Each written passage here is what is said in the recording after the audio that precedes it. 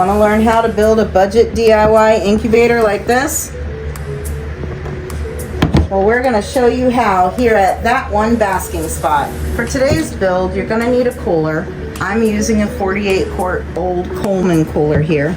A heating mat that measures to fit the size cooler you're using. A thermostat, some cabinet shelves, some craft mesh or plastic canvas, some water bottles, wire cutters, scissors, a piece of styrofoam, and some tape.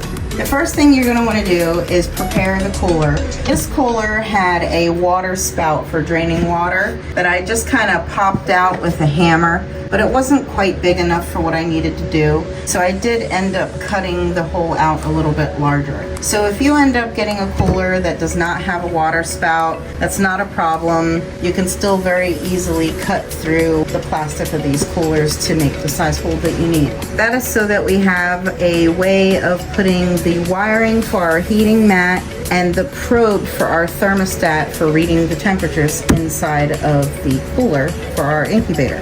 Next step is to line the bottom with your water bottles. The water bottles take on the temperature of the heating mat, which helps to maintain the temperatures inside the cooler and help prevent fluctuations when you open the lid. Next step, you're going to want to install your heating mat. Now the heating mat that I found here is a 10 by 20.75 inch heating mat, which happens to be the perfect size for this cooler.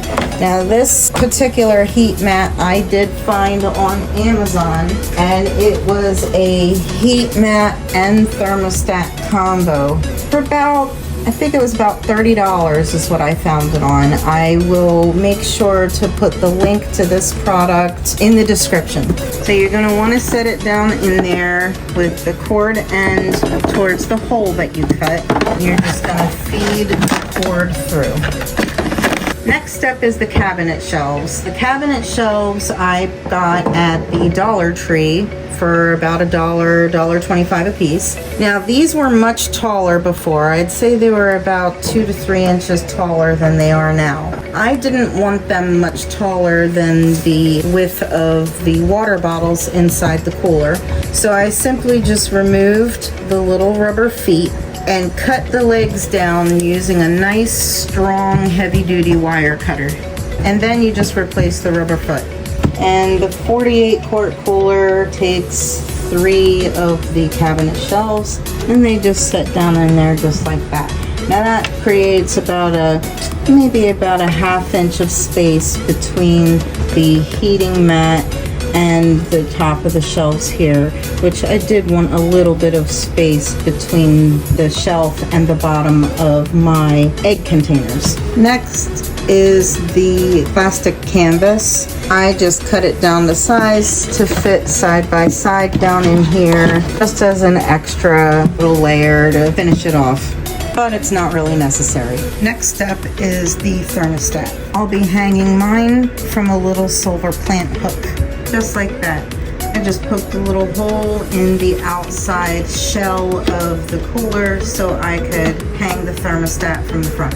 Now we'll take the probe for the thermostat and feed it through the hole this way and just pull it up over the shelf.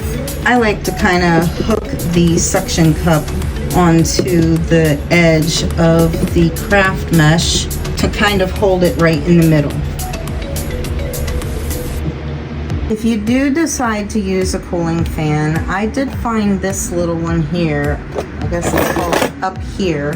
It is a 3-inch by 3-inch USB powered computer cooling fan. And it comes with these little, basically they're like little feet that screw on.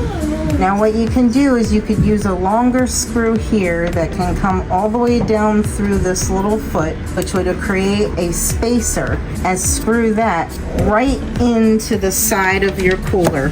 And you could do it on this end or the other end or on top, wherever you prefer. And this would supply you the circulation that you would need inside this cooler if you require air circulation for your eggs.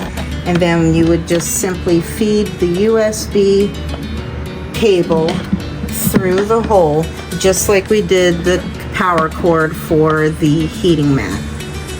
and then you would just plug this into any power brick in order to power it. This product here did come with 2 of these little USB powered fans and this neat little cable that would allow you to run both fans off of one power supply. So if you decided you wanted to have one fan on either end of your cooler, you could do so off of one power supply. I will supply the link to this product in the description. Once all your wiring is laid, you're going to want to fill the hole with your little piece of styrofoam. Now I'm just going to cover this up with some aluminum tape. And that's what it looks like after taping. And now you're going to want to take the plug from your heating mat and plug it into the outlet at the bottom of the thermostat. Okay, and there you go. That is the completed build of my incubator. This has been a successful incubation for this year. I successfully hatched out leopard geckos using this method. If you guys have any other questions or would like to know more about anything I may not have covered here today, please comment down below and like and subscribe.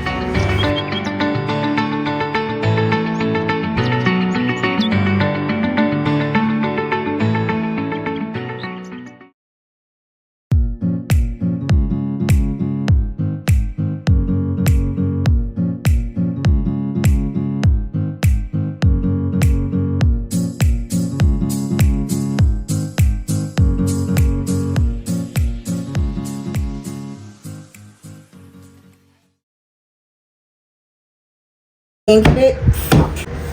I don't know.